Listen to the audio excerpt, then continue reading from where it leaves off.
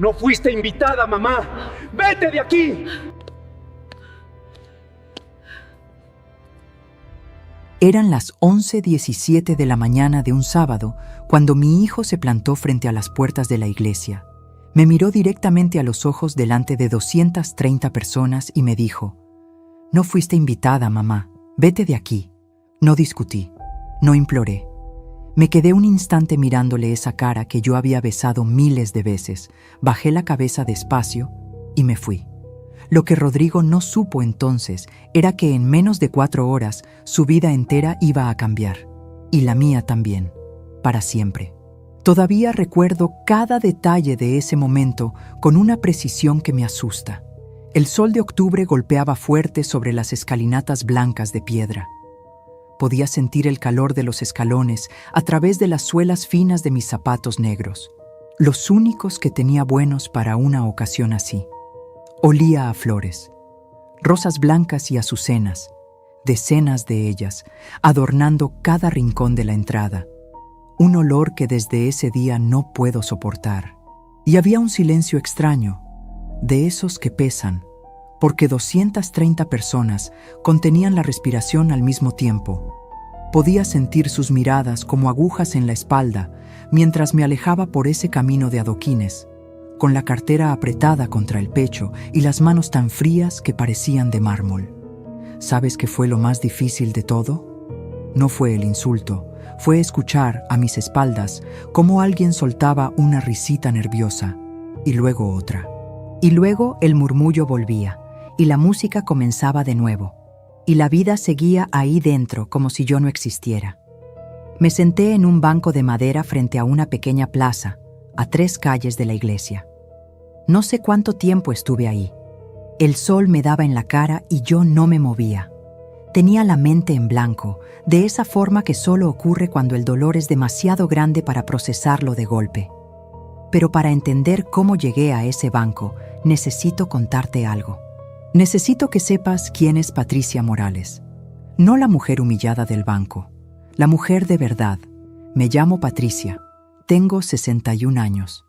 Nací en un pueblo pequeño de Castilla, de esos donde todo el mundo se conoce y los secretos no duran más de una semana. Soy la hija mayor de una familia sin grandes recursos, pero con una dignidad que mi madre me grabó a fuego desde que era niña. Patricia, me decía mientras me trenzaba el pelo antes de la escuela, una mujer puede perderlo todo menos su dignidad. Eso no se toca. Me casé con Ernesto Varela con 23 años. Él tenía 26. Era un hombre serio, trabajador, de pocas palabras pero de hechos concretos. No era romántico como los de las películas, pero nunca nos faltó nada. Y sobre todo, nunca nos faltó el respeto mutuo. Tuvimos a Rodrigo 4 años después de casarnos. Fue un parto complicado. Estuve 18 horas en esa sala, y cuando me pusieron a ese bebé en los brazos, pensé que el corazón se me iba a salir del pecho. Rodrigo era todo. Lo fue desde el primer segundo. Lo que nadie te dice cuando tienes un hijo es que el amor de madre no tiene condiciones, pero tampoco tiene límites. Y eso puede ser lo más hermoso y lo más peligroso del mundo al mismo tiempo. Yo lo amaba sin condiciones. Y eso, con el tiempo, me hizo ciega ante cosas que no debí ignorar. Ernesto murió hace 3 años. Un infarto fulminante, sin avisar, un miércoles a las 7 de la mañana cuando bajaba a buscar el pan. Así, sin más. 34 años juntos y de repente, nada. El hueco que deja una persona que amaste toda la vida no se describe. Es físico. Te duele en el pecho, en los brazos, en los oídos, cuando el silencio de la casa se vuelve demasiado ruidoso. Rodrigo me llamó esa tarde. Lloró. Yo también. Nos abrazamos en el tanatorio y por un momento pensé que la tragedia nos había unido de una forma que no habíamos tenido nunca antes. Rodrigo y yo siempre habíamos tenido una relación funcional, afectuosa, pero con distancias que yo nunca supe exactamente de dónde venían. Pensé que perder a su padre lo cambiaba, que nos acercaba, pero me equivocaba. Y lo que no sabía entonces era que algo estaba ocurriendo en las sombras, algo que llevaría meses sin que yo me diera cuenta. Déjame reformularlo. Rodrigo no cambió el día que murió Ernesto. Rodrigo llevaba tiempo cambiando y yo me había negado a verlo. 3 meses después del funeral, me llamó para contarme que tenía novia. Se llamaba Valeria. «Es especial, mamá», me dijo con una voz que no le había escuchado en años. «Creo que es la definitiva». Me alegré. De verdad, pensé que la vida continuaba, que Rodrigo merecía ser feliz, que quizás esta mujer le haría bien. La conocí 6 semanas más tarde, en un restaurante del centro que costaba más por plato de lo que yo ganaba en 3 días. Rodrigo llegó con traje nuevo, de esos que se notan que son caros, aunque uno no entienda de marcas. Valeria llegó con un abrigo color camel que debía valer varios meses de mi pensión. Era guapa, de eso no hay duda. Alta, perfecta, con una sonrisa entrenada. Me saludó con 2 besos que no llegaron a tocar mis mejillas y durante toda la cena me habló mirando apenas a la altura de mi frente, como si yo fuera parte del paisaje. ¿Sabes qué noté esa noche? Que Rodrigo nunca me miró directamente a los ojos, en 2 horas de cena. Pero ya hablaré de eso. Antes de seguir, quiero pedirte algo. Si llegaste hasta aquí, es porque algo de esta historia te tocó. Verifica si ya estás suscrito al canal y dale a me gusta si puedes. Y cuéntame en los comentarios, ¿desde qué parte del mundo estás escuchando mi historia? Me hace mucho bien saber que no estoy sola. La segunda vez que vi a Valeria fue en casa de Rodrigo. Me invitó a cenar un domingo. Llegué con una fuente de croquetas que había hecho desde cero, con la receta de mi madre, porque no sé llegar a ningún sitio con las manos vacías. Valeria miró la fuente con una sonrisa que no era sonrisa y dijo: «¡Qué detalle, Patricia! Aunque aquí solemos cenar más, ligero». Y la dejó en la encimera de la cocina sin abrirla. Rodrigo no dijo nada. Esa noche, mientras fregaba los platos que nadie me pidió fregar, pero yo fregar porque no sabía qué otra cosa hacer con las manos, escuché a Valeria hablar en voz baja desde el salón. No escuché todo, solo una frase. Una frase que en ese momento decidí no darle importancia, y que ahora, mientras te lo cuento, me parece una señal que debí haber tomado mucho más en serio. Dijo: «Tu madre es de otro mundo, Rodrigo». Y él se rió. Eso fue hace 11 meses. Y en esos 11 meses ocurrieron cosas que yo no supe leer. Pero tú sí vas a poder leerlas, porque yo te las voy a contar una por una. Y al final vas a entender por qué ese sábado, sentada en ese banco de madera frente a una plaza vacía, lo peor todavía no había llegado. Lo peor llegó cuando volví a la iglesia. 11 meses. Eso es lo que duró el noviazgo de Rodrigo y Valeria antes de que él me llamara para decirme que iban a casarse. Era un martes por la noche, las 21:38. Yo estaba sentada en el sofá con una taza de manzanilla que ya se había enfriado y un programa de televisión que no estaba viendo realmente. La lámpara del rincón daba esa luz amarilla y tibia que siempre me ha gustado, la que hace que la sala parezca más acogedora de lo que a veces se siente cuando estás sola. El teléfono vibró y vi el nombre de mi hijo en la pantalla. Sonreí antes de contestar.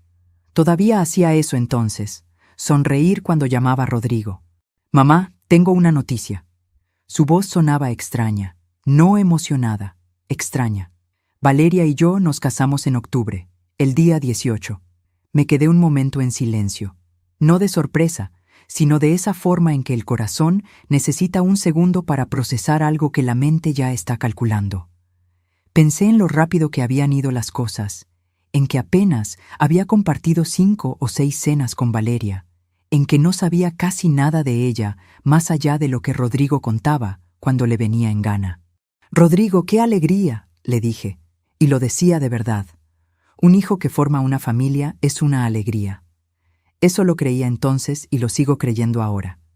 ¿Cuándo me contáis los detalles? ¿Cuándo quedamos para...?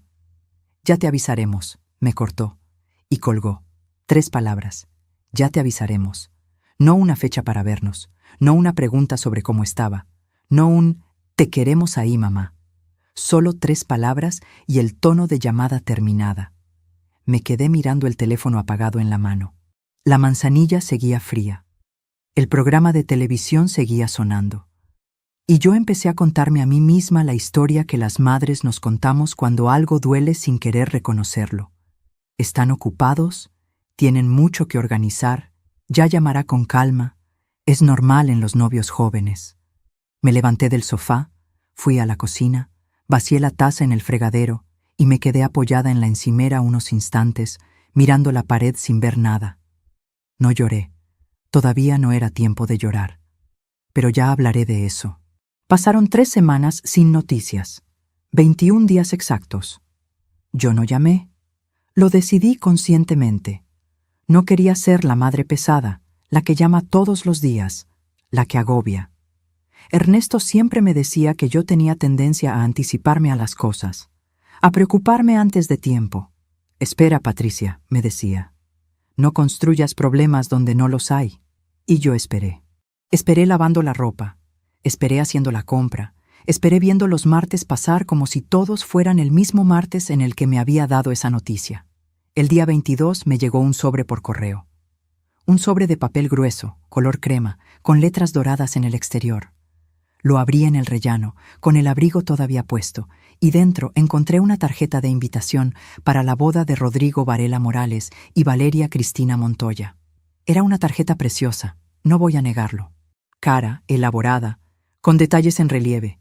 El tipo de invitación que se guarda como recuerdo, que acaba enmarcada en alguna pared.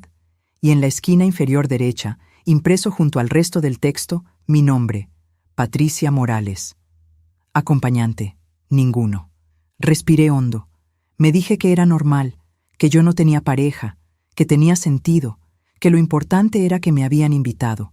Y ahí estuvo mi primer error, dejar que la lógica callara a la intuición. ¿Sabes lo que me pregunto ahora?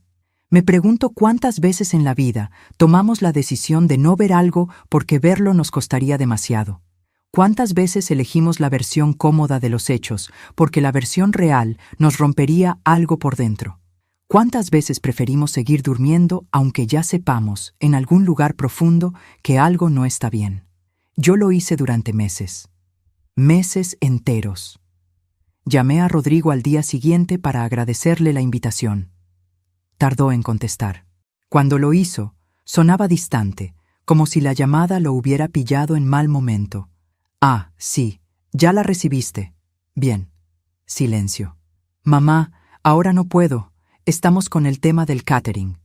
Le dije que sí, que claro, que no se preocupara, y colgué con una sonrisa en la cara que nadie veía, porque yo sonreía aunque no hubiera nadie mirando. Es una costumbre que me quedó de cuando Ernesto vivía. Él decía que yo sonreía, incluso hablando por teléfono, y que eso se notaba en la voz. Me gustaba que lo notara. Me gustaba que me conociera tan bien. Pero esa vez, en cuanto colgué, la sonrisa desapareció sola.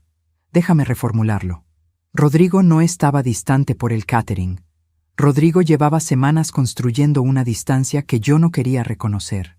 Y Valeria era arquitecta de esa distancia, aunque yo tardara meses en entenderlo. El primer encuentro real entre Valeria y yo, después del anuncio de la boda, ocurrió en una reunión familiar. La madre de Rodrigo. Eso soy yo. Lo digo porque Valeria ese día pareció olvidarlo. Llegué a las 2 de la tarde al restaurante donde habían reservado, con mi vestido azul marino, el que me había comprado para la comunión de la hija de mi vecina el año anterior. No era lujoso, pero estaba bien. Limpio, planchado, con cuidado. Me había arreglado el pelo y me había puesto los pendientes de perlas que Ernesto me regaló el día de nuestro aniversario de plata. Valeria llevaba un conjunto de 2 piezas color blanco roto, que gritaba dinero desde 50 metros. Llevaba el pelo recogido con uno de esos peinados que parecen sencillos y cuestan una fortuna.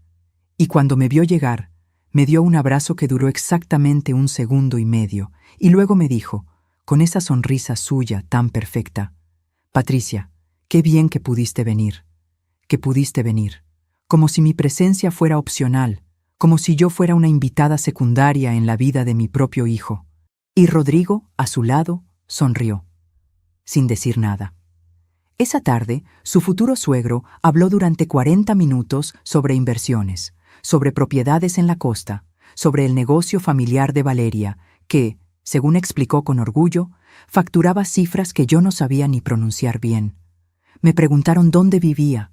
Les dije que en el piso de siempre, el que Ernesto y yo compramos de jóvenes. «¡Qué encanto!», dijo la madre de Valeria, con ese tono que no es admiración, sino condescendencia disfrazada. «¡Qué tradición!», y siguió hablando como si mi respuesta hubiera sido solo un paréntesis breve en su monólogo. Rodrigo no dijo nada. Solo faltan 9 meses para ese sábado de octubre.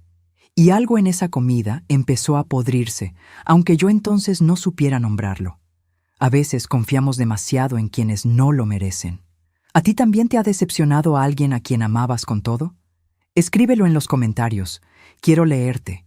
Quiero saber que no soy la única que ha pasado por esto. Los meses que siguieron fueron una sucesión de pequeñas exclusiones que yo fui coleccionando sin saberlo. No me consultaron el menú de la boda. No me preguntaron sobre la lista de invitados. No me dijeron dónde iba a hacer la ceremonia hasta 6 semanas antes. No me preguntaron qué canción quería escuchar cuando entrara al salón, ni si había alguien especial de mi familia a quien incluir. Cada vez que yo preguntaba algo, la respuesta llegaba tarde, corta o no llegaba. Cada vez que sugería ayudar en algo, Valeria respondía con frases amables que en realidad eran puertas cerradas. «Ya está todo controlado, Patricia. No te preocupes, nosotros nos encargamos. Tú solo ven y disfruta. Solo ven y disfruta». Como si yo fuera una invitada cualquiera, como si no fuera la madre del novio. Y Rodrigo, que había crecido en una casa donde las bodas se preparaban entre toda la familia, donde mi madre hacía el arroz con leche 3 días antes y mi padre ensayaba el brindis en voz alta frente al espejo, Rodrigo no dijo nada. Y ahí estuvo mi tercer error. Yo todavía no sabía ponerle nombre, pero lo estaba viviendo. La frialdad, la indiferencia al daño. No hace falta gritar para hacer daño. A veces basta con seguir callado mientras alguien te hiere delante de tus narices. A veces el daño más profundo no llega con palabras afiladas ni con portazos, sino con el silencio cómplice de quien debería defenderte y elige mirar hacia otro lado. Un martes de agosto, faltando 10 semanas para la boda, me animé a llamar a Rodrigo para preguntarle si necesitaba algo de mi parte para el día, si había algún protocolo que yo debiera conocer, si iba a haber un momento especial para la familia. Lo pregunté con cuidado, buscando las palabras justas para no parecer entrometida. Quería ser útil sin molestar, quería estar presente sin invadir. Quería que él supiera que lo amaba, aunque ya no supiera muy bien cómo demostrárselo sin que sonara a queja. Hubo un silencio largo, y luego Rodrigo dijo algo que debió haberme detenido en seco, algo que debía haber tomado como la señal definitiva. Dijo: «Mamá, este es nuestro día, no compliques las cosas». Yo no estaba complicando nada, solo estaba preguntando, pero lo que no sabía entonces era que esa frase no era de Rodrigo. Esa frase tenía otro origen, y lo descubrí de la manera más devastadora posible. Pero eso todavía no había llegado. Todavía faltaban 10 semanas. Todavía yo seguía creyendo que el amor de un hijo es irrompible. Todavía creía que el día de esa boda yo estaría allí, en primera fila, con los ojos húmedos y el corazón lleno. Todavía no sabía lo que me esperaba al volver a esa iglesia. Faltaban 8 semanas para la boda, cuando ocurrió algo que debía haber tomado como una señal imposible de ignorar. Era un viernes por la tarde, las 17:23, y yo estaba en la cocina preparando una sopa de verduras. El olor del caldo llenaba el piso entero, ese olor que Ernesto decía que era el mejor del mundo, mejor que cualquier restaurante caro. Era uno de esos olores que te recuerdan que hay vida en una casa, que alguien está dentro, que alguien cuida. Estaba picando el apio cuando sonó el teléfono. Era Rodrigo. Contesté enseguida, como siempre. «Mamá, necesito pedirte algo». Su voz sonaba tensa, apresurada.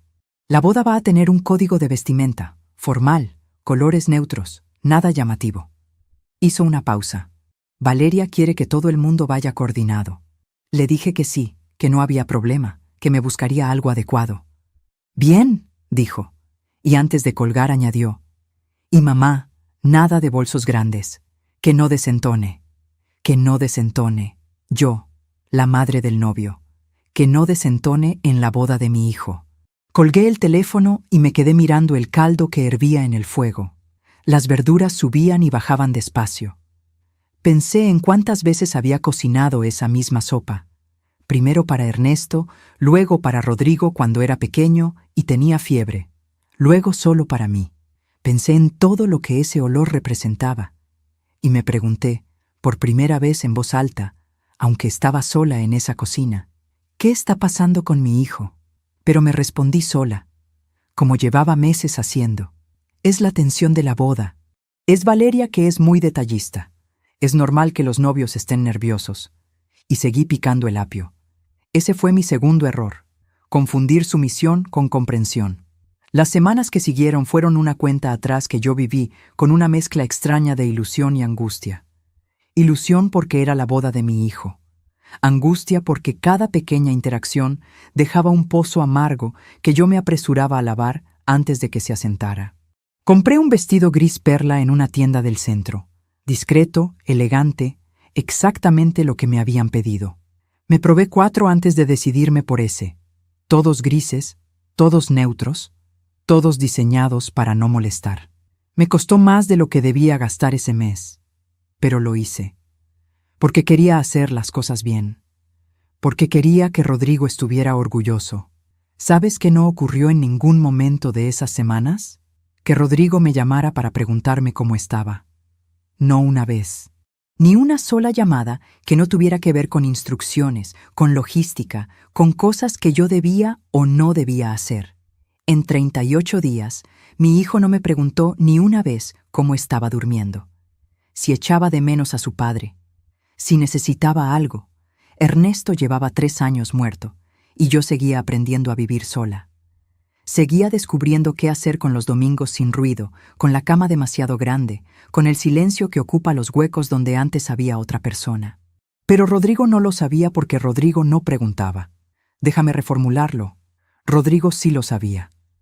Lo que ocurría es que alguien le había convencido de que no era su problema.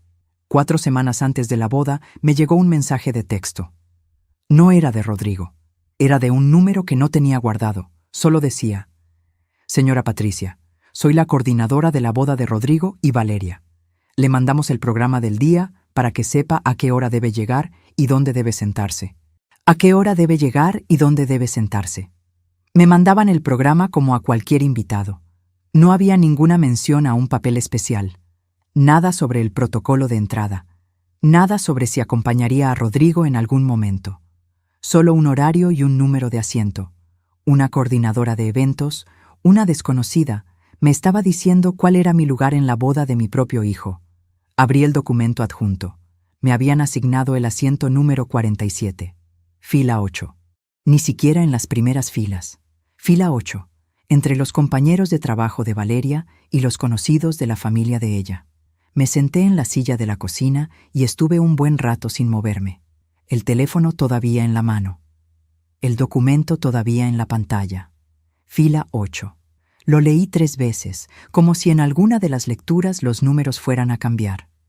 Respiré profundamente, dispuesta a llamar a Rodrigo para preguntarle con calma si había algún malentendido. Para decirle con palabras tranquilas que quizás la coordinadora se había equivocado. Para darle la oportunidad de corregirlo. Pero antes de que marcara su número, me llegó otro mensaje. Esta vez sí era de Rodrigo. Solo decía: ¿recibiste el programa? Sin signos de interrogación, sin emoticono, sin nada. Le dije que sí, que lo había recibido, y le pregunté, con todo el cuidado del mundo, si el asiento de la fila 8 era correcto o si había sido un error. Tardó 40 minutos en responder. 40 minutos exactos, porque yo estuve mirando el teléfono sin soltarlo. No lo dejé en la mesa, ni fui a hacer otra cosa. Me quedé sentada en esa silla, con el teléfono en la mano, contando los minutos como si al llegar a 40 todo fuera a tener una explicación razonable. Y cuando por fin contestó, el mensaje tenía 4 palabras. Es lo que hay. Es lo que hay. 4 palabras.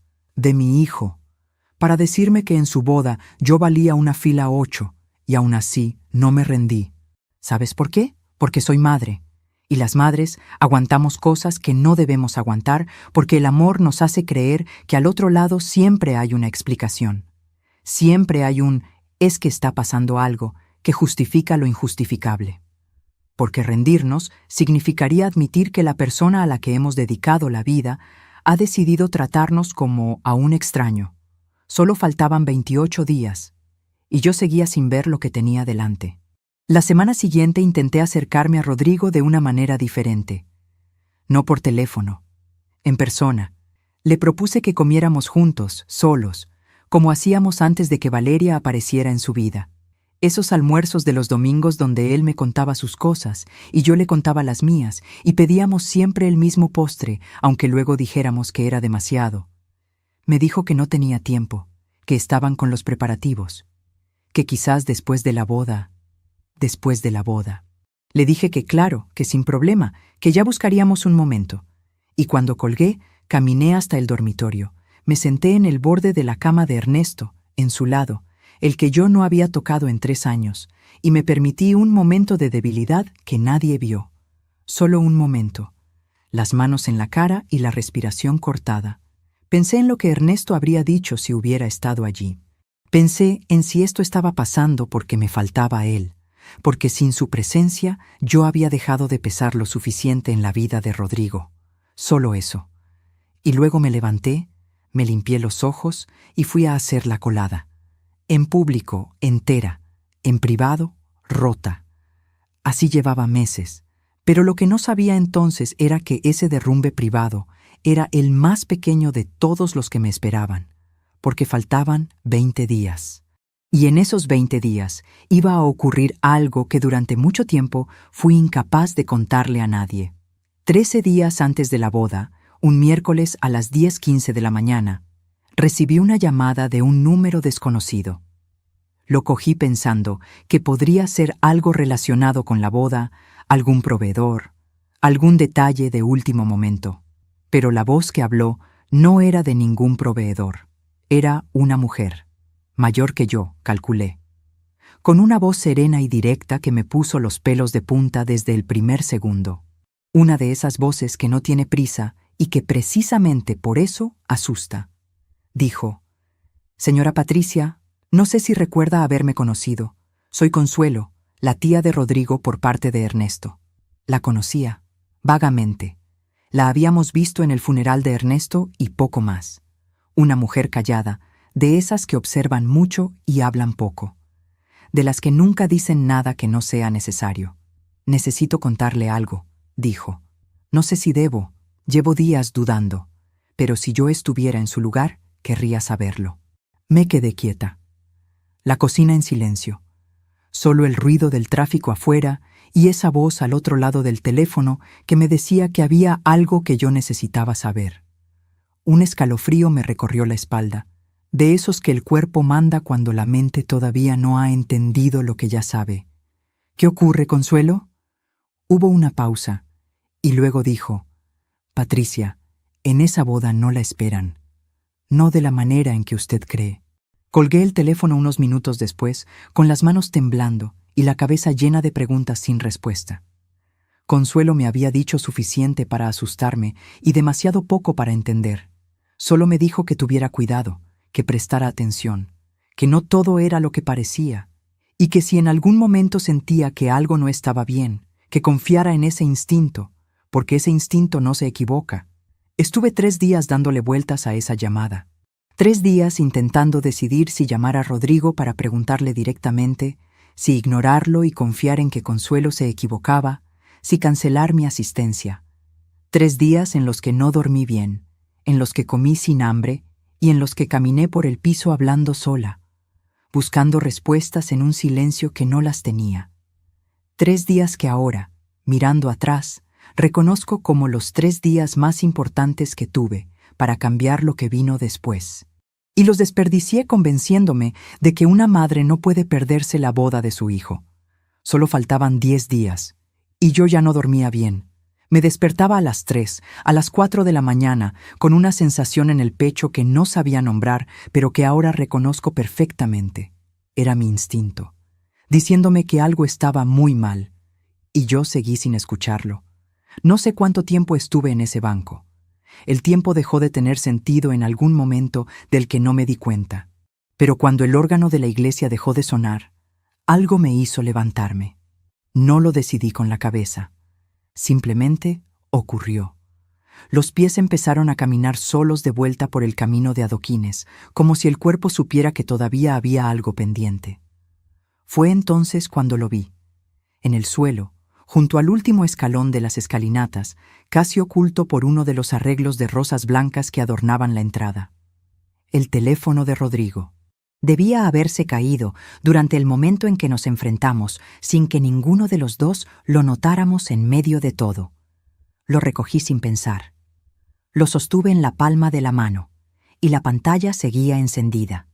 El teléfono de Rodrigo pesaba en mis manos como si fuera de piedra.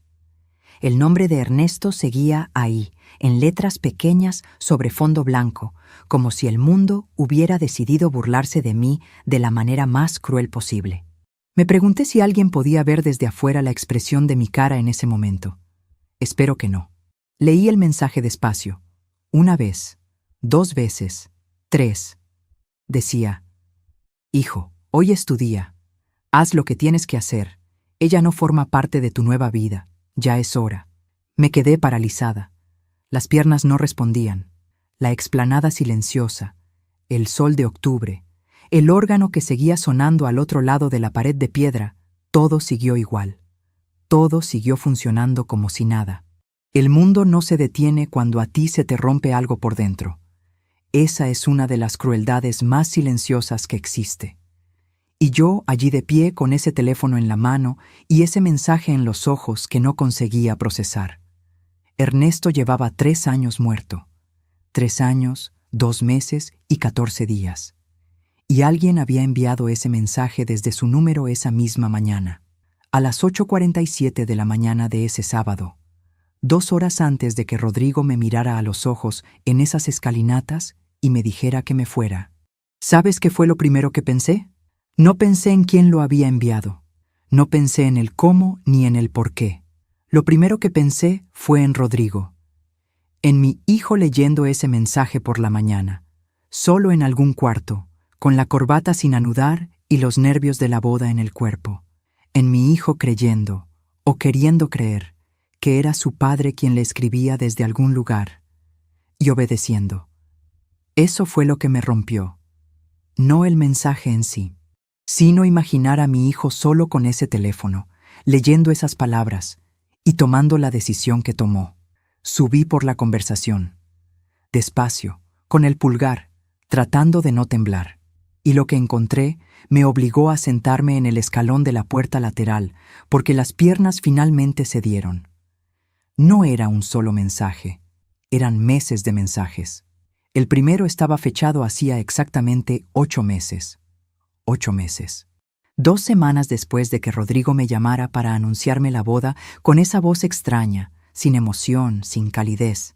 El mensaje decía: Rodrigo, tu madre es una mujer del pasado. Valeria es tu futuro. No dejes que nadie enturbie lo que estás construyendo. Seguí subiendo. Los mensajes llegaban cada 10 días, cada 2 semanas, siempre firmados como Ernesto, siempre en el mismo tono. Sereno, paternal, convincente. El tono exacto que Ernesto usaba cuando quería que Rodrigo hiciera algo. Como si alguien hubiera estudiado a mi marido. Como si alguien lo hubiera analizado con cuidado, con paciencia, con frialdad, para copiarlo con precisión. Tu madre no entiende el mundo en que vives ahora. Patricia nunca aceptará a Valeria. Es mejor mantener distancia. Un hombre necesita construir su propia familia, sin interferencias. Las palabras resonaron en mi cabeza. Rebotaron en los muros de piedra de esa explanada. Recorrieron 8 meses de silencios de Rodrigo que de repente tenían explicación. Atravesaron cada cena fría, cada llamada cortada, cada «ya te avisaremos» y cada «es lo que hay», hasta llegar a ese escalón donde yo estaba sentada con los pies en los adoquines y el corazón en algún lugar que no sabía situar. Alguien había pasado 8 meses hablándole a mi hijo en nombre de su padre muerto. construyendo un muro entre nosotros ladrillo a ladrillo, mensaje a mensaje, semana a semana. Y Rodrigo había creído cada palabra. Déjame reformularlo. Rodrigo había querido creer cada palabra, porque cuando pierdes a tu padre y alguien te ofrece su voz de vuelta, aunque sea falsa, aunque sea imposible, la necesidad puede más que la razón. El duelo tiene esas grietas, esos huecos oscuros por los que se puede colar cualquier cosa que prometa alivio. Y alguien lo sabía.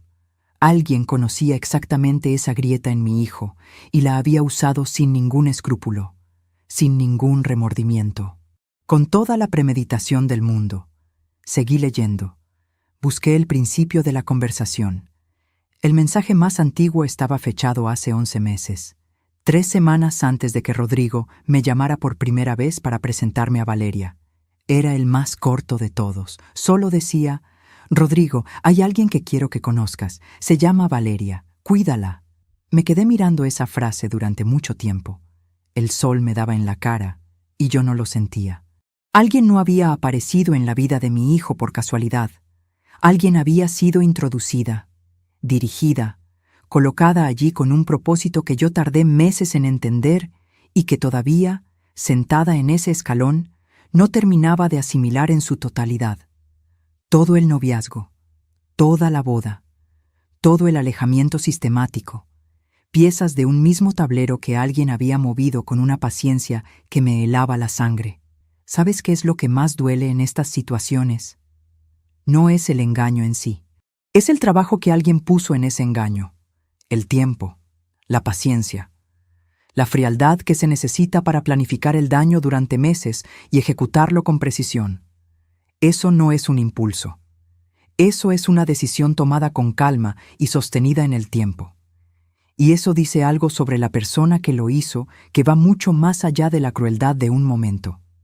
Dice que para esa persona yo no era un obstáculo que se encontró por el camino. Era un objetivo. Guardé el teléfono en el bolso. Me levanté del escalón. Volví a la explanada y me quedé de pie, con la espalda contra la pared de piedra fría, escuchando el órgano al otro lado. La ceremonia seguía. Los votos se estaban diciendo. Rodrigo estaba en ese altar creyendo que su padre le había dado la bendición para estar allí, para casarse con esa mujer, para alejarse de mí. Y yo tenía el teléfono en el bolso que lo demostraba todo. Tomé la decisión en ese momento. No de entrar, no de interrumpir. Eso no lo habría hecho nunca. Una boda es sagrada aunque te hayan herido. Eso me lo enseñó mi madre y no lo iba a olvidar en un escalón. Pero tomé otra decisión, una que iba a requerir paciencia, una que iba a requerir exactamente el mismo tipo de calma fría que alguien había usado contra mí durante meses. Porque si querían guerra, iban a encontrar a alguien que también sabía esperar. Iba a dejar que la ceremonia terminara, iba a dejar que la gente saliera y se dispersara. Y entonces iba a entrar a esa iglesia vacía y iba a esperar a mi hijo. Mañana sería demasiado tarde. Tenía que ser ese día. Me alejé de la explanada y caminé de vuelta a la plaza del banco de madera. Me senté. Saqué el teléfono del bolso, el mío, y busqué el número de Consuelo, la tía de Rodrigo que me había llamado 13 días antes con esa voz seria y directa, la que me había dicho que tuviera cuidado, la que sabía algo que yo todavía no sabía del todo. Contestó al primer tono, como si hubiera estado esperando. Consuelo, dije, necesito que me cuentes todo. Hubo una pausa larga, y luego ella respiró hondo y dijo, Patricia, ¿dónde estás ahora mismo?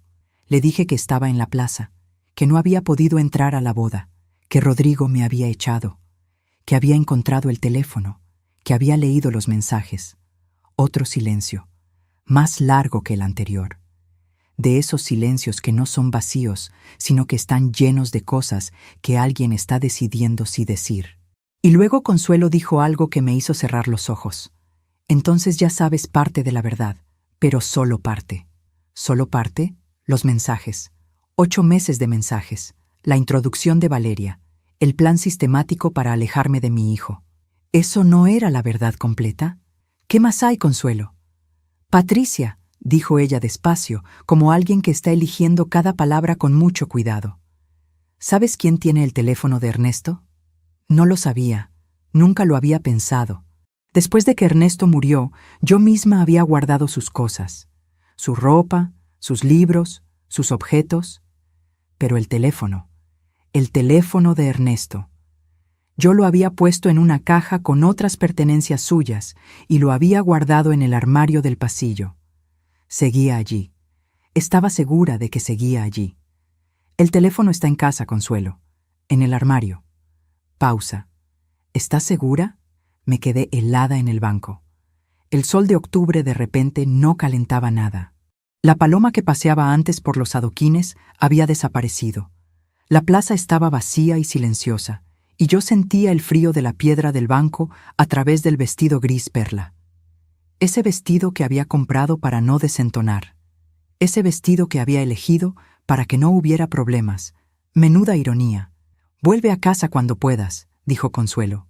Y mira en ese armario antes de hablar con Rodrigo. Necesitas saberlo todo antes de enfrentarte a él. Colgué. Me levanté del banco. Caminé deprisa hacia la parada del autobús. Ya no pensaba en la boda, en el órgano, en los 230 invitados, en el vestido de diseñador. Solo pensaba en ese armario del pasillo, en esa caja, en ese teléfono que yo creía guardado desde hacía 3 años, en las manos que lo habrían tocado, en los pies que habrían entrado a mi casa sin que yo lo supiera. Tardé 20 minutos en llegar a casa. Abrí la puerta. Dejé el bolso en la entrada sin ni siquiera quitarme los zapatos y fui directa al armario del pasillo. Abrí la caja de cartón marrón donde guardaba las cosas de Ernesto. La bufanda que usaba en invierno. El reloj que no servía, pero que había sido de su padre. Las fotos que no había sabido dónde colgar después de que se fue. Y en el fondo de la caja, envuelto en un paño de tela, el teléfono negro de Ernesto. Lo saqué despacio. Lo sostuve en la palma de la mano. Noté que el paño no estaba doblado como yo lo recordaba. Estaba doblado de otra manera. Un detalle pequeño. El tipo de detalle que solo nota alguien que guardó ese objeto con sus propias manos y recuerda exactamente cómo lo hizo. Y entonces vi algo que hizo que todo el aire saliera de mis pulmones de golpe. La luz de la pantalla estaba encendida. El teléfono de mi marido muerto llevaba 3 años en esa caja, y la pantalla estaba encendida, lo que significaba que alguien lo había cogido. Alguien había entrado en mi casa, había abierto esa caja, había cogido ese teléfono y lo había devuelto. Y ese alguien tenía una llave. Solo había 2 personas en el mundo con llave de mi casa además de yo. Una era Rodrigo. La otra era la mujer que esa tarde se estaba casando con él. Me senté en el suelo del pasillo. No en una silla, no en el sofá. En el suelo, con la espalda contra la pared y el teléfono de Ernesto en las manos y los zapatos negros todavía puestos. Así, en el suelo, como cuando era pequeña y el mundo se hacía demasiado grande y mi madre me encontraba sentada en algún rincón esperando a que todo volviera a tener sentido. El teléfono tenía batería. No mucha, un 20%, pero suficiente. Alguien lo había cargado. Alguien lo había cogido de esa caja, lo había cargado, lo había usado durante meses para escribirle a mi hijo en nombre de su padre, y luego lo había devuelto envuelto en el mismo paño de tela, en el mismo orden, en el mismo lugar, con una precisión que daba escalofríos. Lo encendí. Pedía código de desbloqueo. 4 dígitos. Yo sabía ese código. Ernesto usaba siempre el mismo para todo, el año en que nos casamos. Lo introduje y la pantalla se abrió. Lo primero que vi fue la aplicación de mensajes, el mismo hilo que había leído en el teléfono de Rodrigo, pero desde el otro lado. Los mismos mensajes, las mismas fechas, la misma voz construida con cuidado para sonar como Ernesto. Y al final del hilo, el último mensaje enviado esa mañana a las 8:47, el que yo ya conocía. Pero había algo más, algo que desde el teléfono de Rodrigo no había podido ver. El historial de acceso al teléfono. Las horas en que había sido desbloqueado durante los últimos meses. casi siempre entre las 11 de la mañana y la 1 del mediodía, los martes y los jueves, con una regularidad que no era casualidad. Era una agenda. Era alguien que tenía un horario y lo cumplía. Martes y jueves, entre las 11 y la 1. Yo trabajaba los martes y los jueves por la mañana en la mercería del barrio donde llevo años echando horas para ayudar a la dueña, que es amiga mía desde hace décadas. Salía de casa a las 9:30 y no volvía hasta las 2. 3 horas de ventana. 3 horas que alguien conocía perfectamente. Alguien que sabía mis horarios. Alguien que tenía mi llave. Alguien que había entrado en mi casa con la misma tranquilidad con que se entra en la propia. Cerré los ojos. Apoyé la cabeza contra la pared fría del pasillo. Y por primera vez en todo ese día interminable, me permití sentir el peso completo de lo que estaba comprendiendo. No había sido un impulso. No había sido una decisión tomada en un mal momento. Había sido un plan construido ladrillo a ladrillo durante meses, con acceso a mi casa, con conocimiento de mis rutinas, con la voz de mi marido muerto usada como herramienta. Un plan que había tenido un solo objetivo desde el principio: sacarme de la vida de mi hijo antes de que esa boda ocurriera. Y había funcionado. Estuve en el suelo del pasillo no sé cuánto tiempo. El sol fue cambiando de posición en las ventanas. Las sombras se alargaron. Y yo seguía ahí, procesando, ordenando, entendiendo. Cuando por fin me levanté, lo hice con una calma que me sorprendió a mí misma. No era resignación, era otra cosa. Era esa serenidad particular que llega cuando el dolor supera cierto umbral y el cuerpo decide que ya no puede seguir derrumbándose y tiene que empezar a construir algo nuevo con los escombros. Me quité los zapatos negros. Me puse el jersey viejo que cuelgo detrás de la puerta de la cocina. Puse la cafetera. Y mientras el café hacía su ruido familiar, me senté a la mesa con los 2 teléfonos delante. El mío y el de Ernesto. Tenía que pensar con claridad. Tenía que ordenar lo que sabía y lo que todavía no sabía. Tenía que decidir qué hacer con esa información y cuándo y cómo. Lo que sabía: alguien con llave de mi casa había cogido el teléfono de Ernesto. Lo había usado durante 8 meses para manipular a mi hijo y lo había devuelto. Las 2 personas con llave eran Rodrigo y Valeria, a quien Rodrigo le habría dado una copia en algún momento de su relación. Lo que no sabía todavía era el porqué. El móvil detrás de todo aquello. Porque alejarme de Rodrigo era el resultado, pero no era suficiente explicación. La gente no construye planes de 8 meses sin una razón que vaya más allá de no querer a la suegra en las reuniones familiares. Había algo más.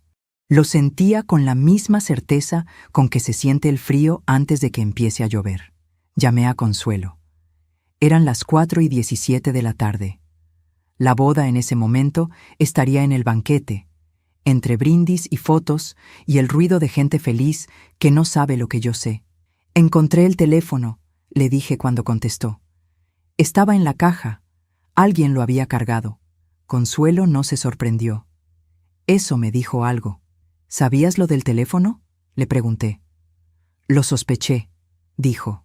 Hay cosas que cuando las ves desde fuera tienen una forma que no puede ser coincidencia. Rodrigo cambió demasiado rápido y demasiado completamente. Eso no ocurre solo. ¿Y por qué no me lo dijiste antes? ¿Por qué esperaste hasta 13 días antes de la boda? Hubo un silencio de los que tienen peso, porque no tenía pruebas, dijo finalmente. Y porque tenía miedo de equivocarme. Tenía miedo de causarte un daño innecesario si me equivocaba. Pausa. ¿Y tú tienes pruebas ahora? Tengo el teléfono en la mano. Otro silencio. Y luego Consuelo dijo algo que hasta ese momento yo no había considerado. Patricia, el teléfono solo te dice que alguien lo usó, no te dice quién. Tenía razón. Las 2 personas con llave eran Rodrigo y Valeria. Rodrigo podría haber cogido el teléfono de su padre movido por el dolor, por la necesidad, por algo que yo podía entender, aunque me destrozara. Valeria era la otra opción. Y eran opciones completamente distintas en sus consecuencias. Hay algo más que debes saber, dijo Consuelo. Algo que descubrí hace 3 semanas y que también me ha costado mucho decidir si contarte. Me levanté de la silla. Me apoyé en la encimera de la cocina. El café se había enfriado sin que lo tocara. «Cuéntame». «El piso de Ernesto», dijo Consuelo. «El piso donde vivís tú ahora. ¿Sabes en nombre de quién está escriturado?» No entendí la pregunta al principio. «En el mío y en el de Ernesto. Lo compramos juntos hace 30 años. Cuando él murió pasó a mi nombre, supongo. No revisé los papeles, la verdad». «¿No los revisaste?» «Consuelo, yo estaba de luto. No estaba para papeles». Silencio. «Patricia, necesitas revisar esos papeles. Esta semana, antes de hablar con Rodrigo, antes de hacer nada más». Me quedé fría. El jersey viejo de repente no abrigaba nada. «¿Qué hay en esos papeles, Consuelo?» «No lo sé con certeza», dijo. Y en su voz había algo que me indicó que mentía piadosamente, que sí lo sabía o lo sospechaba y que no quería ser ella quien me lo dijera. Pero hay cosas que Ernesto hizo en los últimos meses antes de morir que nadie en la familia entendió del todo. Movimientos, decisiones, cosas que en su momento atribuimos al cansancio, a la preocupación por el negocio, pero que ahora, con todo esto, tienen otra forma. Colgué el teléfono con cuidado. Lo dejé sobre la mesa junto al de Ernesto. Y me quedé de pie en la cocina, con los pies fríos en el suelo de baldosa, mirando por la ventana el cielo de octubre que se estaba volviendo naranja. Ernesto. Ernesto que murió hace 3 años de un infarto en el rellano cuando bajaba a buscar el pan. Ernesto que en los últimos meses, antes de morir, estaba raro, callado, preocupado, pero que siempre que yo le preguntaba me decía que era el trabajo, que era el cansancio, que no era nada. Ernesto que no me dejó carta, no me dejó explicaciones, no me dijo nada de lo que tuviera en la cabeza en esos meses finales. ¿O sí? Me fui derecha al dormitorio. Abrí el cajón de la mesilla de noche de Ernesto, el que no había abierto en 3 años, porque no había podido, el que seguía siendo suyo, aunque él ya no estuviera. Lo abrí despacio, como si al otro lado pudiera encontrar algo que me sorprendiera, y metí la mano dentro. Había cosas pequeñas, un mechero que ya no funcionaba, unas monedas viejas, una estampita religiosa doblada, y debajo de todo, un sobre cerrado, sin escribir por fuera, con el borde ligeramente amarillado por el tiempo.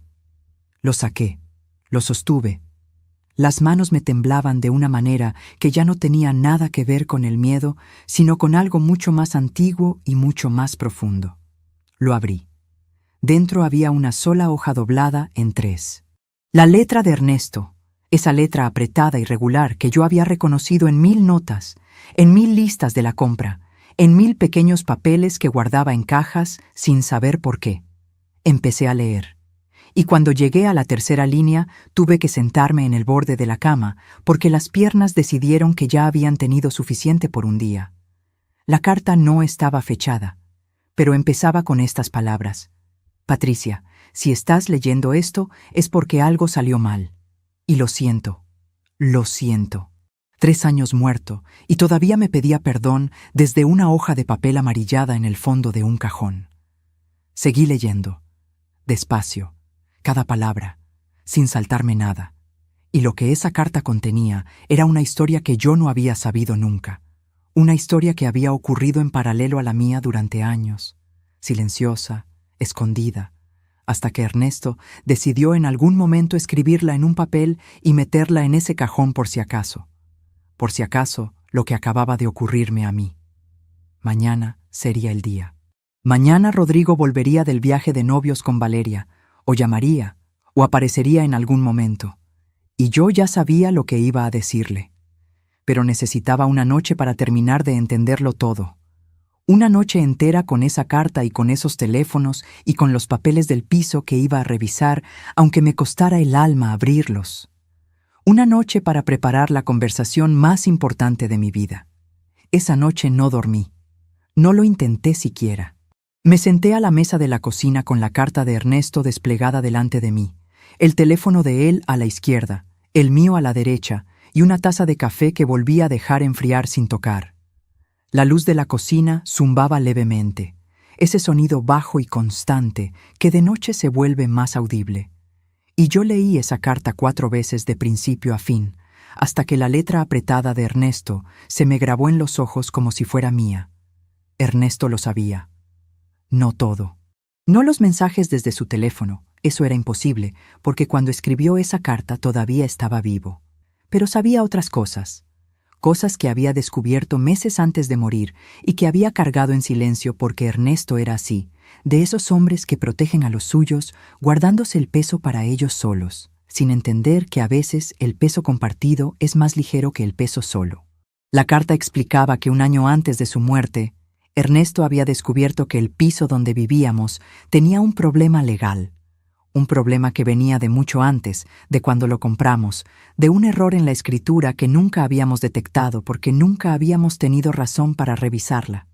Un error que en su momento era irrelevante, pero que con los años y con ciertos cambios en la legislación se había convertido en una grieta que alguien podía explotar. Alguien lo había explotado. Ernesto escribía con esa economía de palabras que lo caracterizaba, sin adornos, sin rodeos. Decía que había consultado a un abogado, que el abogado le había explicado que si él moría sin corregir ese error notarial, la titularidad del piso quedaba en una situación ambigua que podía ser impugnada, que había intentado arreglarlo, pero que los trámites eran complicados y los tiempos del notario largos, que tenía intención de resolverlo antes de que fuera necesario, que esperaba no tener que usar nunca ese cajón, pero no llegó a tiempo. Un infarto fulminante un miércoles a las 7 de la mañana, cuando bajaba a buscar el pan, sin avisar, sin tiempo para el notario, para los trámites, para cerrar esa grieta que había dejado abierta, y alguien sabía que esa grieta existía. Eso era lo que Consuelo me había intentado decir sin decirlo del todo. Eso era lo que había en esos papeles que yo nunca había revisado. El piso donde yo vivía, donde había vivido toda mi vida adulta, donde habían crecido Rodrigo, donde Ernesto había muerto, ese piso tenía una situación legal que lo dejaba expuesto, y si alguien conseguía que yo lo abandonara voluntariamente, o que Rodrigo como heredero tomara ciertas decisiones, esa grieta podía convertirse en una puerta. Me levanté de la silla, caminé hasta el salón, me quedé de pie frente a las fotos que cuelgan en la pared de la entrada, las de siempre, las de toda la vida. Rodrigo recién nacido, Rodrigo en su primera comunión, Ernesto y yo en nuestra boda, jóvenes, serios, con esa solemnidad que tienen las fotos antiguas, la familia que habíamos construido ladrillo a ladrillo durante décadas. Y alguien había decidido que eso tenía un precio. Volví a la cocina. Busqué en el cajón donde guardo los papeles importantes, ese cajón que todo el mundo tiene y que nadie quiere abrir porque dentro siempre hay algo que requiere atención y tiempo y energía que en ese momento no tenemos. Lo abrí. Busqué las escrituras del piso. Las encontré en el fondo, dentro de una carpeta azul que Ernesto había rotulado con su letra en un trozo de cinta adhesiva. Las saqué, las puse sobre la mesa y empecé a leer con la misma lentitud con que había leído la carta, sin saltarme ninguna línea, sin dejar que la densidad del lenguaje legal me hiciera rendirme a mitad. Tardé 2 horas. 2 horas de lenguaje notarial y referencias a artículos y números de registro que yo no entendía del todo, pero que fui anotando en un papel para preguntarle a alguien que sí entendiera. Y al final de esas 2 horas encontré lo que Ernesto había encontrado antes que yo. El error, la grieta. Una referencia cruzada incorrecta en la escritura original que dejaba un vacío en la cadena de titularidad que, en manos de un abogado hábil, podía convertirse en una reclamación. No era una certeza jurídica, pero era suficiente munición para alguien que quisiera usarla. Las 5 de la mañana. El cielo afuera empezaba a aclarar levemente. Yo seguía en la cocina con la carta de Ernesto, las escrituras, los 2 teléfonos y un papel lleno de anotaciones. Tenía el cuadro completo. No todos los detalles, no todas las respuestas, pero sí suficiente para entender la forma general de lo que había ocurrido. Y entonces sonó el teléfono. Las 5:17 de la mañana del domingo. Lo miré sin cogerlo un instante. Era Rodrigo. Cogí al tercer tono. Mamá. Su voz sonaba distinta, no la voz plana de los últimos meses, algo diferente. Algo que tardé un segundo en identificar y que cuando identifiqué me apretó el pecho de una manera que no esperaba. Sonaba asustado. Rodrigo. Mi voz salió serena. No lo planeé. Fue natural, de esa forma en que algunas cosas salen cuando llevas horas preparándote para un momento sin saber que te estás preparando. Mamá, perdí el teléfono en la iglesia. ¿Lo tienes tú? Silencio breve. Solo un segundo. Sí, dije. Lo tengo. Otro silencio. Más largo. Y en ese silencio cabían 8 meses de mensajes y una carta en el fondo de un cajón y un piso con una grieta en las escrituras y una noche entera sin dormir. Mamá, yo... Empezó y se detuvo. Empezó otra vez. Lo que pasó hoy en la iglesia... Ya hablaremos, Rodrigo, no esta noche. Pero yo necesito... Esta noche no, repetí. Y en mi voz no había dureza, solo firmeza. La diferencia es importante, y Rodrigo la conocía desde pequeño. Mañana, a las 10 de la mañana, aquí en casa. Hubo una pausa larga, y luego dijo, muy bajo, ¿estarás bien esta noche? Esa pregunta. Después de todo ese día, de las escalinatas, de compórtate, de es lo que hay, de fila 8, después de todo eso, me preguntaba si estaría bien esa noche. Y lo decía con la voz de cuando tenía 8 años, y me preguntaba lo mismo desde el fondo de la cama, cuando había tenido una pesadilla. Cerré los ojos un momento. Sí, Rodrigo, estaré bien. Y colgué. Me quedé con el teléfono en la mano, escuchando el silencio de las 5 de la mañana. El cielo seguía aclarando despacio. En algún lugar de la calle, un pájaro empezó a cantar antes de que hubiera suficiente luz para justificarlo. De esa manera que tienen algunos pájaros de adelantarse al amanecer como si no pudieran esperar. Recogí los papeles, los ordené con cuidado. La carta de Ernesto la doblé y la guardé en el sobre, pero esta vez en mi cajón, no en el suyo. Los 2 teléfonos los puse juntos en la repisa de la cocina. Las escrituras las dejé encima de la mesa, marcadas con el papel de mis anotaciones. Luego fui al dormitorio, me tumbé vestida encima de la cama y dormí 3 horas, sin sueños, con esa forma de dormir que tiene el cuerpo cuando ha llegado al límite exacto y necesita apagarse aunque sea un momento para poder seguir funcionando. Me desperté a las 8:15, me duché, me vestí con ropa cómoda, no el vestido gris perla, no los zapatos negros, sino la ropa de los días normales, la de estar en casa y ser yo misma. Me hice un café que esta vez sí bebí. Me comí una tostada de pie frente a la ventana, mirando la calle que se llenaba despacio con el movimiento del domingo por la mañana.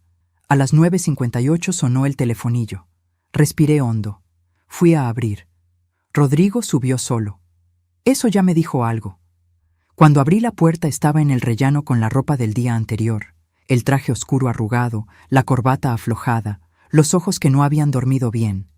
Me miró y yo le miré, y en ese espacio de 2 segundos pasaron 34 años de vida compartida, de cumpleaños y de cenas y de problemas resueltos juntos y de la mano que le di cuando murió su padre y de todas las veces que le había querido sin condiciones y sin pedir nada a cambio. «Pasa», le dije.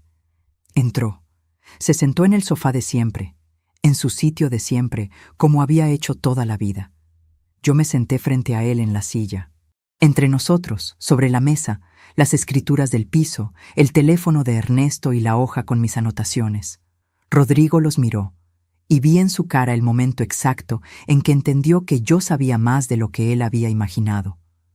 «Mamá», dijo. Y en esa sola palabra había algo que no había escuchado en meses, algo que reconocí de inmediato aunque llevara mucho tiempo sin oírlo. Culpa, culpa genuina. Antes de que empieces, dije, quiero que sepas que no estoy aquí para atacarte. Estoy aquí porque eres mi hijo y porque lo que voy a contarte necesitas oírlo. Todo. Abrí la conversación en el teléfono de Ernesto. Lo puse sobre la mesa frente a él con la pantalla hacia arriba. Rodrigo lo miró, se quedó inmóvil, y el color de su cara cambió de una manera que no necesitaba palabras. Todavía me pregunto si hice lo correcto al mostrarle todo de golpe. Si debía haber ido más despacio, con más cuidado, con más pasos intermedios. ¿Y tú? ¿Qué habrías hecho en mi lugar? Escríbelo en los comentarios.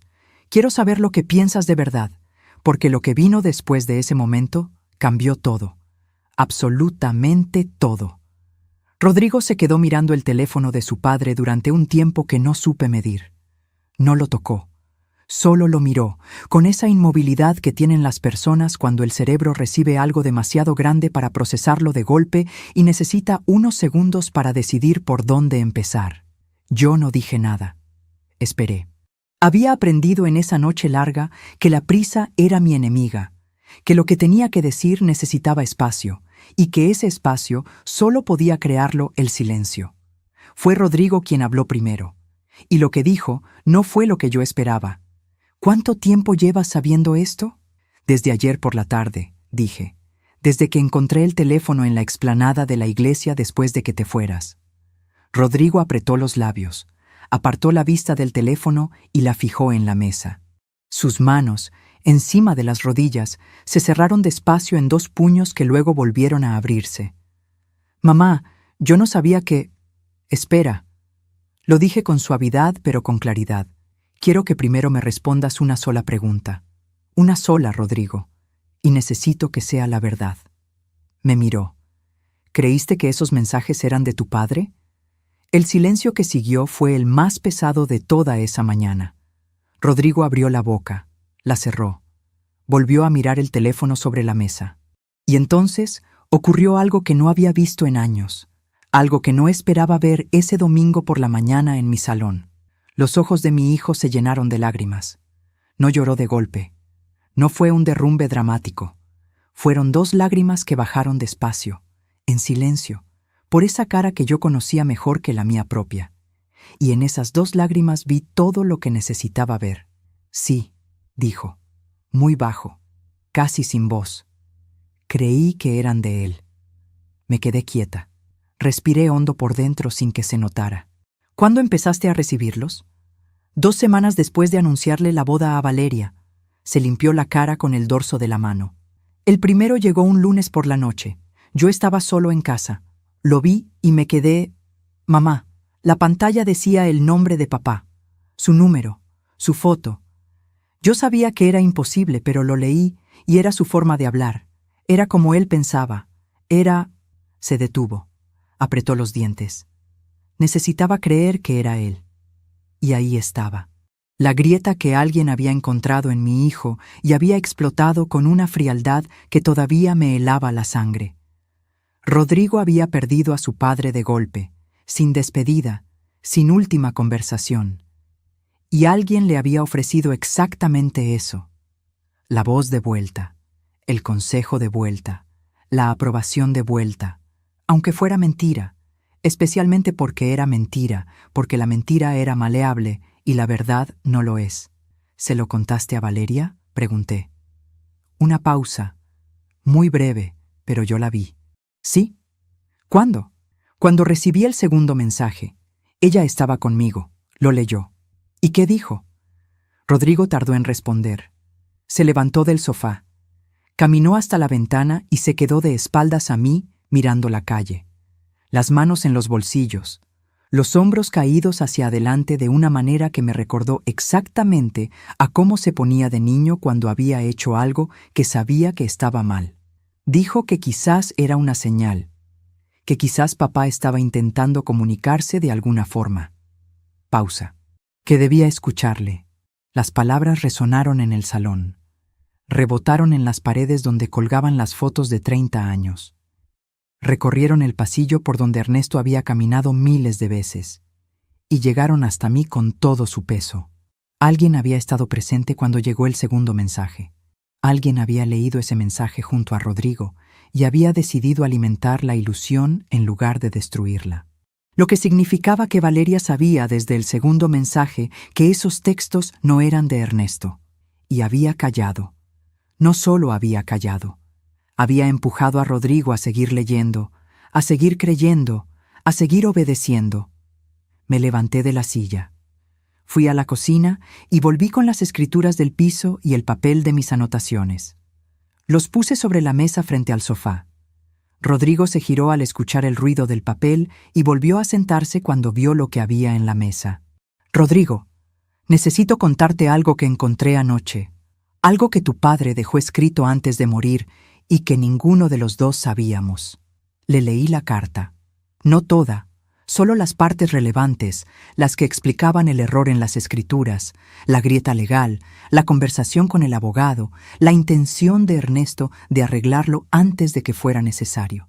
Rodrigo escuchó sin interrumpir, con los codos en las rodillas y la cabeza ligeramente inclinada, esa postura que tenía desde niño cuando estaba procesando algo serio.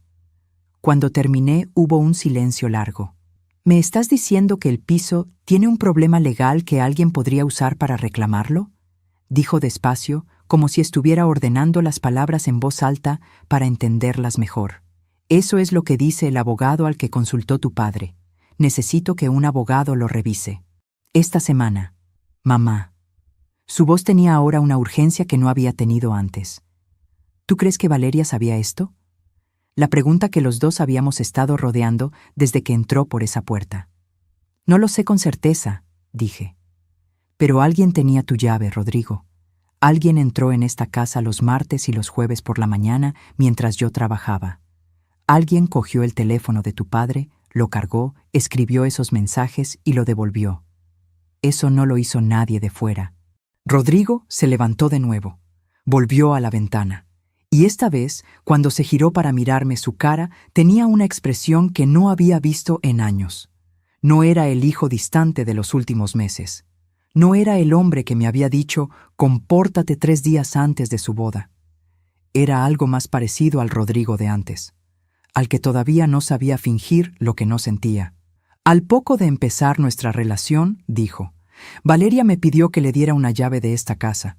Dijo que quería poder venir a verte cuando yo no pudiera, que quería tener una relación contigo, que era importante para ella sentirse parte de la familia desde el principio.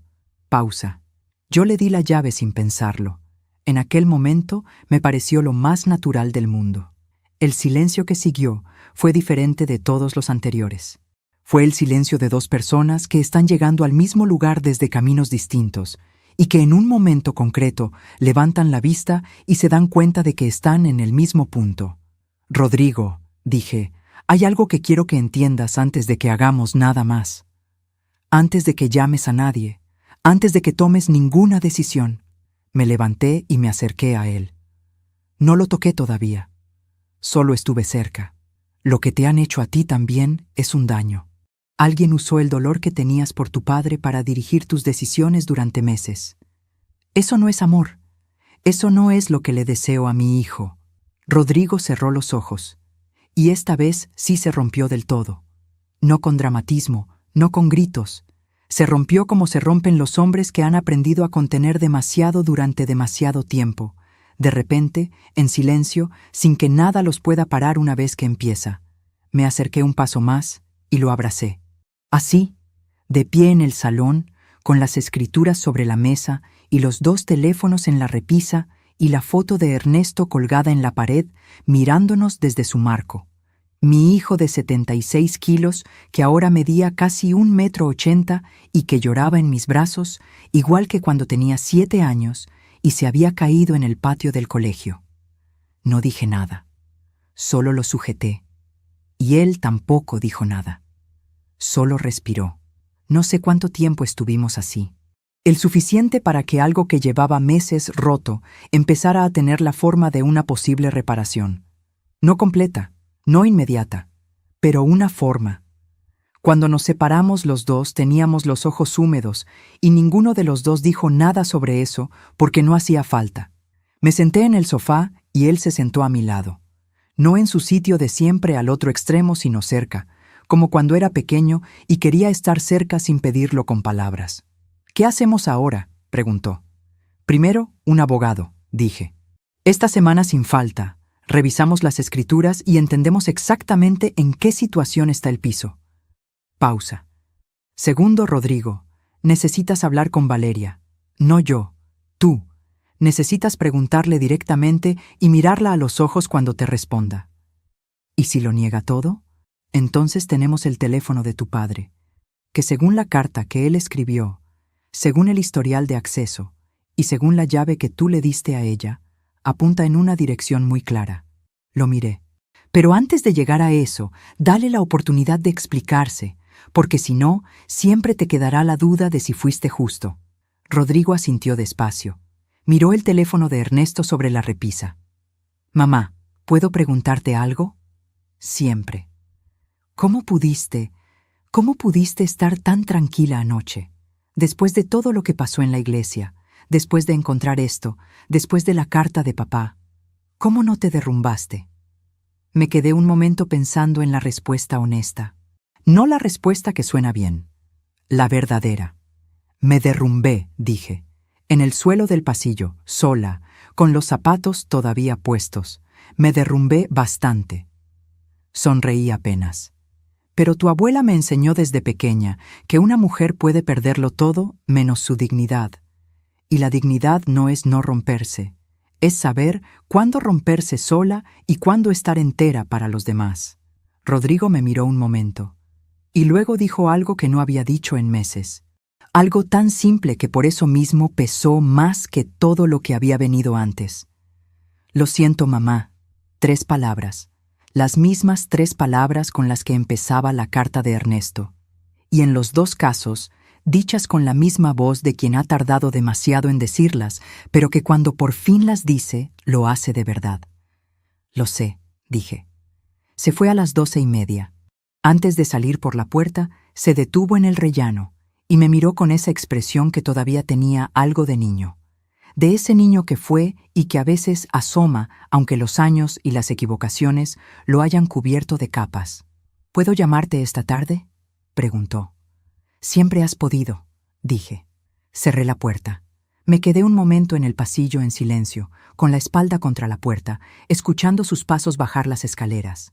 Y entonces fui a la cocina, puse la cafetera y me preparé el primer café del día que bebí completo, caliente, de pie frente a la ventana, mirando la calle del domingo que seguía su vida ajena a todo lo que acababa de ocurrir dentro de esas paredes. Lo que vino después no fue sencillo ni rápido. Nunca lo es cuando la realidad que creías tener resulta ser diferente de la que era. Rodrigo habló con Valeria esa misma tarde. No me contó los detalles de esa conversación y no se los pedí, porque hay cosas entre un marido y una mujer que son de ellos solos aunque a ti te afecten.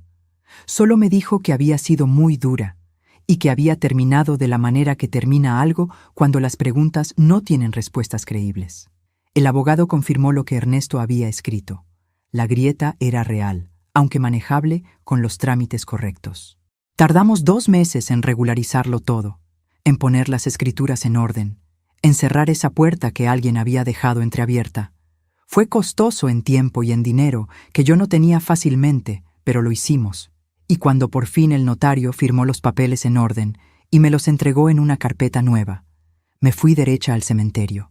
Me senté frente a la lápida de Ernesto, con esa carpeta en el regazo, y le dije en voz baja, sin importarme si alguien me escuchaba o no, que ya estaba resuelto, que podía estar tranquilo, que lo había leído, que lo entendía, que no estaba enfadada con él por no haber podido terminar lo que había empezado, que le quería. Nunca se lo había dicho en el cementerio hasta ese día. Siempre me había parecido raro hablar sola frente a una lápida, pero ese día no me pareció raro en absoluto. Han pasado 14 meses desde aquel sábado de octubre. 14 meses que en algunos momentos se han sentido como 14 años y en otros como 14 días, de esa manera extraña en que el tiempo se estira y se encoge según el peso de lo que estás viviendo. Rodrigo y Valeria se separaron 2 meses después de la boda. No voy a entrar en los detalles porque no me corresponden a mí. Solo diré que la conversación que tuvieron esa tarde fue el principio de un proceso largo y doloroso que mi hijo atravesó con una valentía que yo no esperaba verle y que me llenó de un orgullo que no supe cómo decirle en su momento. Quizás porque el orgullo de madre es de esos sentimientos que se sienten muy grandes por dentro y salen muy pequeños por fuera cuando intentas ponerles palabras.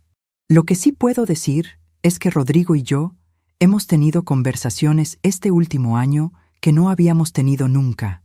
Conversaciones de verdad, de las largas, de las que empiezan hablando de una cosa y terminan hablando de todo. Conversaciones donde él me ha contado cosas que guardaba desde hace años y yo le he contado cosas que guardaba desde hace más. Hemos hablado de Ernesto de una manera que ninguno de los dos había podido hacer hasta ahora. Del duelo que cada uno cargó, solo sin decírselo al otro. De lo mucho que nos parecemos en esa costumbre de proteger callando, que es una costumbre que viene de lejos y que los dos hemos tenido que aprender a soltar. No hemos vuelto a ser exactamente lo que éramos antes. No creo que eso sea posible ni que deba serlo. Lo que éramos antes tenía grietas que no veíamos. Lo que somos ahora tiene cicatrices que sí vemos. Y eso, aunque suene raro, es mejor. Las cicatrices al menos son honestas. Los domingos hemos retomado los almuerzos. No siempre, no todas las semanas, porque la vida tiene su propio ritmo y hay semanas que no cuadran. Pero cuando podemos, nos sentamos en esta misma mesa de esta misma cocina y pedimos siempre el mismo postre, aunque luego digamos que es demasiado. Y a veces, en medio de la comida, hay un silencio de esos que en otro tiempo me habrían puesto nerviosa y que ahora simplemente dejo estar, porque he aprendido que no todos los silencios entre dos personas que se quieren tienen que llenarse con palabras. Consuelo ha venido a comer a casa 3 veces desde aquel octubre. Es una mujer que me gusta más cada vez que la conozco mejor. Tiene esa clase de sabiduría que no viene de los libros, sino de haber vivido mucho y haber observado todavía más. Le estoy agradecida de una manera que todavía no he encontrado las palabras exactas para expresar. Quizás porque hay gratitudes que son tan grandes que el lenguaje se queda corto. Y lo único que puedes hacer es seguir invitando a esa persona a comer y esperar que lo entienda. El piso sigue siendo mío, con las escrituras en orden, sin grietas, sin puertas entreabiertas que nadie debería haber intentado cruzar. Cuando el notario me entregó los papeles firmados y los sostuve en las manos, pensé en Ernesto, en lo mucho que se habría aliviado si hubiera podido saber que estaba resuelto, en lo injusto que es que no pudiera saberlo.